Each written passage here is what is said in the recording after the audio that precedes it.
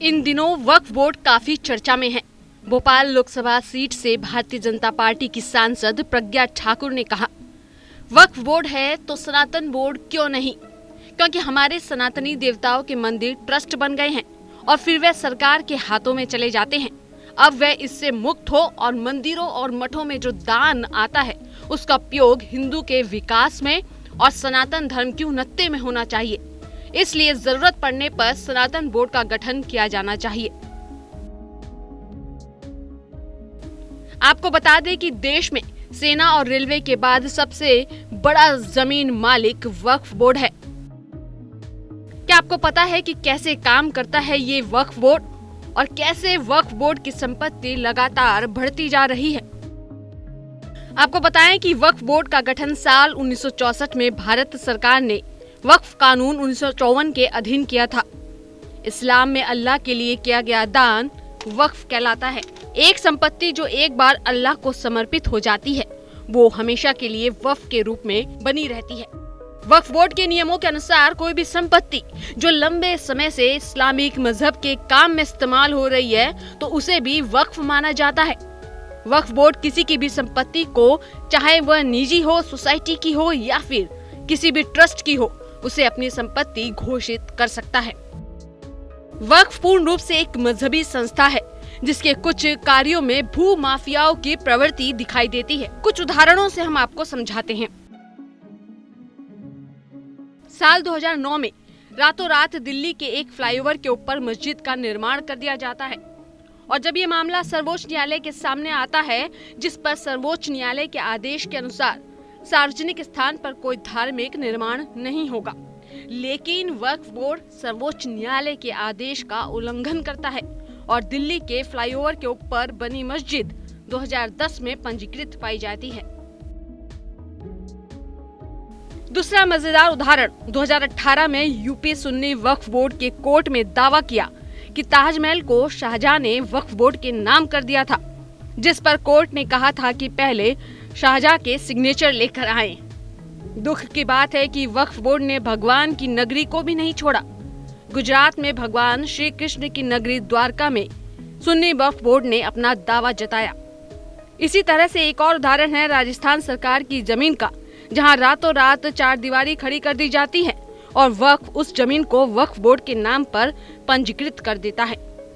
ज्ञानवापी मस्जिद का विवाद जो आप अच्छे से जानते हैं, जिसमें शिवलिंग मिला, इस जमीन पर भी वक्फ ने अपना दावा किया। साल 2009 में वक्फ बोर्ड के पास 4 लाख एकड़ की संपत्ति थी, जो कि 2020 में बढ़कर 8 लाख एकड़ हो गई है। साल 2020 जुलाई तक कुल 6,59,877 संपत्तियां वक्फ संपत्ति के रूप में दर्ज है।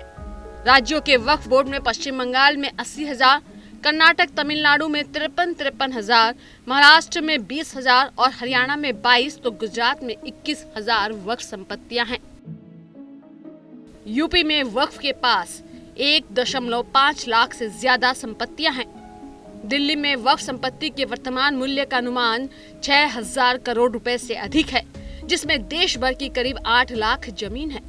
महाराष्ट्र की बात करें तो वक्फ के पास जो कुल भूमि है उसकी अनुमानित कीमत 93,418 करोड़ से अधिक है। साल 2019 के अनुसार उत्तर प्रदेश में कुल 1,22,839 वक्फ संपत्तियां हैं और देश भर में 49 से अधिक पंजीकृत वक्फ हैं। वक्फ की संपत्तियां पूरे भारत में फैली हुई हैं, लेकिन कई राज्यों में वक्फ की संपत्तियों की जांच ही हुई नहीं। अगर जांच हुई होती तो संपत्ति के ये आंकड़े कई गुना ज्यादा होते।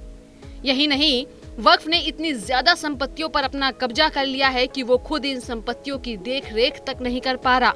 और तो और वक्फ की मान्यता के अनुसार दान में दी गई जिन संपत्तियों का इस्तेमाल सिर्फ धार्मिक कार्यों में होना चाहिए, उन संपत्तियों को वक्फ बोर्ड के लोग ही हड़प रहे हैं और भूमि को औने पौने दामों में बेच देते हैं।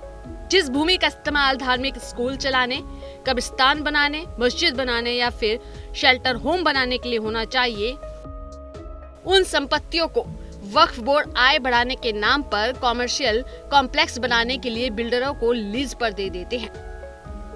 कुछ साल पहले पानीपत नगर निगम की लगभग आधा एकड़ भूमि को वक्फ बोर्ड ने 2 दर्जन दुकानदारों को दे दिया और उनसे किराया वसूलते हैं। इसी तरह से मेरठ में 10 बीघा भूमि को शराब निर्माता विजय माल्या को बेच दिया गया, जहां शराब की फैक्ट्री का संचालन होता है। उत्तर प्रदेश शिया वक्फ बोर्ड के पूर्व अध्यक्ष के खिलाफ वक्फ संपत्तियों को गैर कानूनी तरीके से बेचने खरीदने के आरोप में एफआईआर दर्ज कराई गई थी। वक्फ बोर्ड को अपने इस धांधली और घोटालों के लिए केंद्र और राज्य स्तर पर कई बार कानूनी प्रक्रिया का सामना करना पड़ा, जिसमें इस बोर्ड के खिलाफ कई केस कोर्ट में चल रहे हैं। उन्हीं केसों में से एक है राजस्थान सरकार की जमीन का, जिस पर वक्फ बोर्ड ने रातों रात 4 दीवारी खड़ी करके उसे वक्फ की संपत्ति घोषित कर दिया था। अब इसी केस की सुनवाई करते हुए कुछ महीनों पहले सर्वोच्च न्यायालय ने अपना निर्णय देते हुए कहा कि इस्लामिक मान्यता के अनुसार इबादत के लिए सार्वजनिक तौर पर उपयोग में लाई गई जगह पर ही वक्फ का अधिकार होगा। दान में दी गई संपत्ति पर ही वक्फ का अधिकार होगा, जिसके दस्तावेज पर वक्फ का नाम होना चाहिए। अगर वक्फ बोर्ड दस्तावेज नहीं देता है या फिर ये नहीं बताता है कि उसे संपत्ति कहां से मिली, तो उस संपत्ति पर वक्फ का अधिकार नहीं होगा। और अगर भूमि या संपत्ति का मालिक देश छोड़कर जा चुका है या भाग चुका है, तो वो संपत्ति शत्रु संपत्ति अधिनियम 2017 के तहत भारत सरकार के अधीन मान ली जाएगी। आजादी से पहले हस्तांतरित की गई किसी भी भूमि या संपत्ति पर वक्फ बोर्ड का कब्जा मान्य नहीं होगा और न ही उससे जुड़े दस्तावेज। सर्वोच्च न्यायालय के इस निर्णय के बाद सबसे बड़ा बदलाव ये होगा कि अब वक्फ बोर्ड की मनमानी पर कुछ अंकुश लग पाएगा। वक्फ बोर्ड ने मनमानी की तो अब आप इसकी शिकायत सिविल कोर्ट में कर सकते हैं और अब से पहले सिर्फ ट्रिब्यूनल में ही कर सकते थे। यही नहीं, आप इसकी शिकायत सीधे सरकार से भी कर सकते हैं। सर्वोच्च न्यायालय के आदेश के बाद एक मजहब को अधिकार देने वाले इस कानून की कुछ शक्तियां जरूर सीमित हो जाती हैं, लेकिन अभी भी ये कानून एक धर्म के नाम पर ही जाना जा रहा है, मुस्लिम वक्फ एक्ट 1995।